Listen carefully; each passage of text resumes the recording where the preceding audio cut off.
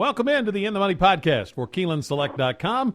Tom Leach, along with Keeneland's director of simulcasting, Jim Goodman. This will be considerably shorter than our last podcast when we had all those Breeders' Cup races. We have 3 stakes races to take a look at today. By the way, one addendum to the Breeders' Cup, 5 Keeneland sold winners out of the 2 days, and 4 horses either raced or trained at Keeneland. So if you came to Fall Stars weekend, Jim, you got a great Breeders' Cup preview.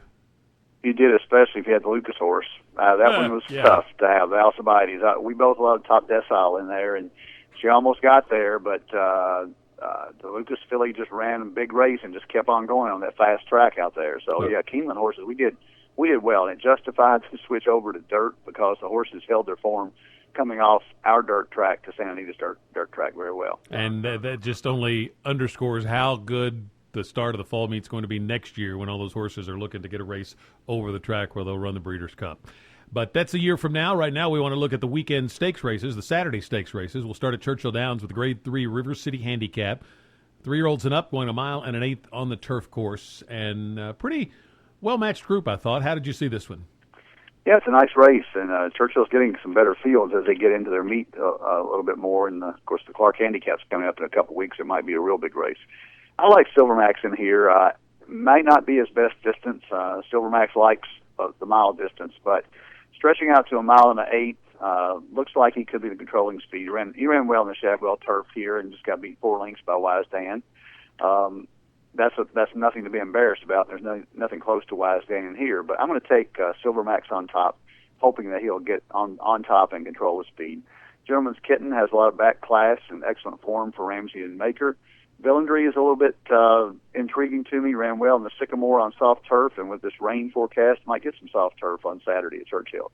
Guy's Reward is 5 for 13 at Churchill Downs. So those are my top 4 with a slight nod to Silvermax, hoping he can get the lead. I am taking a swing for the fences here on the 7-horse Green Grass of Wyoming. 93 Beyer off the layoff last time, so this horse is in his best form. I think 4 wins this year. And if he's ever going to win a race like this, it'll be now because of the form that he's in. And so you get great value. So for those reasons, I'm going to take a shot with this one. Now, key him in exactas with Gentleman's Kitten, with Villandry. The other Lopresti, Set the Sail, I think is better than that last race at Keeneland.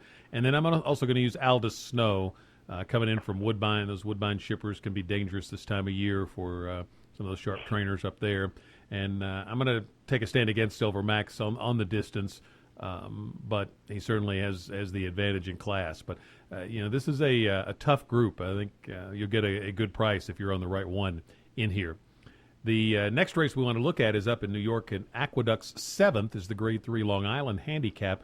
Fillies and mares going a mile and a half on the turf. And that was between 2 horses that will be making their first start in this country. The 5, Dana Cavallo, going into Chad Brown's barn. But I ended up going to the 6, Hellenistic. Gets first Lasix.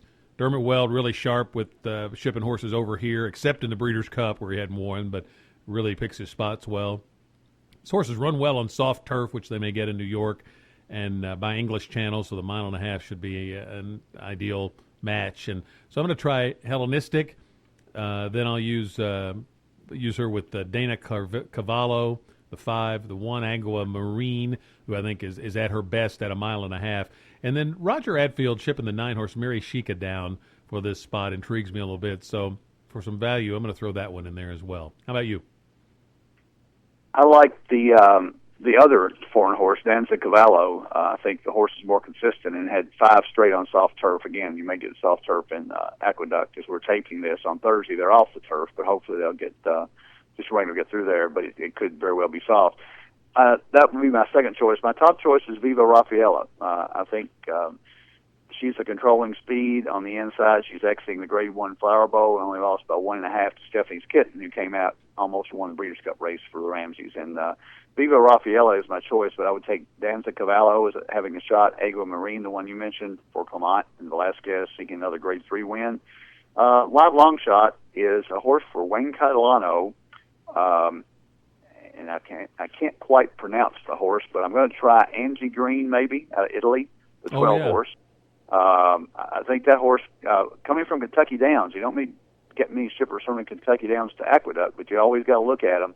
The horse closed out of the clouds down there at 1 mile and 5/16. So I think the distance is going to be upper alley. So I'm going to take Angie Green for a live long shot, but Vivo Raffaella, the 2-horse, is my pick on top. Interesting on that 12. That's intriguing.